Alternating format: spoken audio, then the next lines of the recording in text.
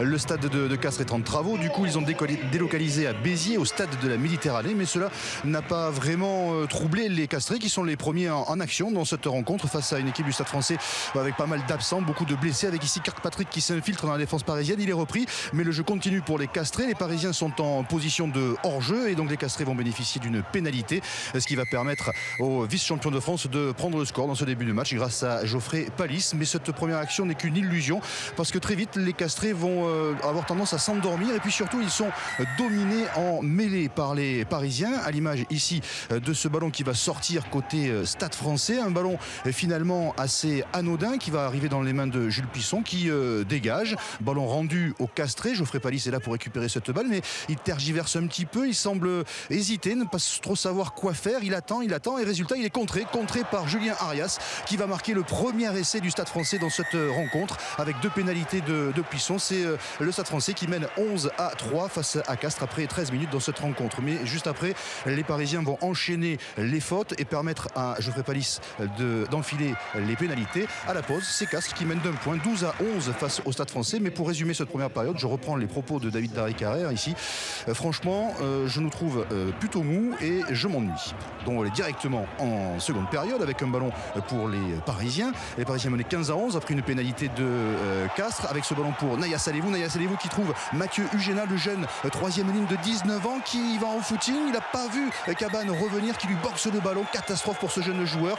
Alors arbitrage vidéo, en avant ou pas en avant, les explications de Monsieur Ruiz.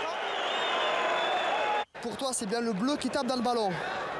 Donc il n'est pas quitté volontairement, donc il n'y a pas d'en avant des blancs. Ensuite, le blanc continue sa course sur le 6 et marque l'essai. Donc l'essai est accordé. Et Paris reprend l'avantage au score pour mener 18-15 dans ce début de seconde période. Juste après, entrée de Rory Cocotte, de Rémi Lamera. Les Castrais sont inquiets, ils font rentrer leur star. Et les Castrais qui vont récupérer un ballon perdu par les Parisiens avec cette balle qui va atterrir dans les mains de Lazare qui va trouver Sanson. Puis Cocotte qui voit une brèche, qui accélère. Voilà Cocotte, souvent décisif. Et une fois encore, c'est lui qui fait la différence, qui transperce la défense parisienne et qui envoie Romain Martial à l'essai. Le premier essai des Castrais dans ce match. Castres qui reprend l'avantage au score pour mener 22-18 alors qu'on est entré dans les 10 dernières minutes de cette rencontre. Rémi Lamera, Romain Martial qui avait été très bon lors de l'année du titre de Castres, qu'on n'a pas trop vu la saison dernière, il avait été embêté par les blessures, et bien il revient très bien pour ce début de nouvelle saison de top 14. Romain Martial qui permet à son équipe de mener de 4 points. Mais les Parisiens jettent leur dernière force dans la bataille alors qu'on est entré dans les 5 dernières minutes de ce match avec Bosman ici qui passe les bras pour Parissé qui va aller marquer, mais il est stoppé à 1 centimètre de la ligne. Pas d'essai pour les Parisiens, mais le Stade Français s'installe dans les 22 mètres de Castres dans ces dernières minutes et multiplie les mêlées, domine toujours en mêlée, à l'image ici de la rage de Scott Lavala.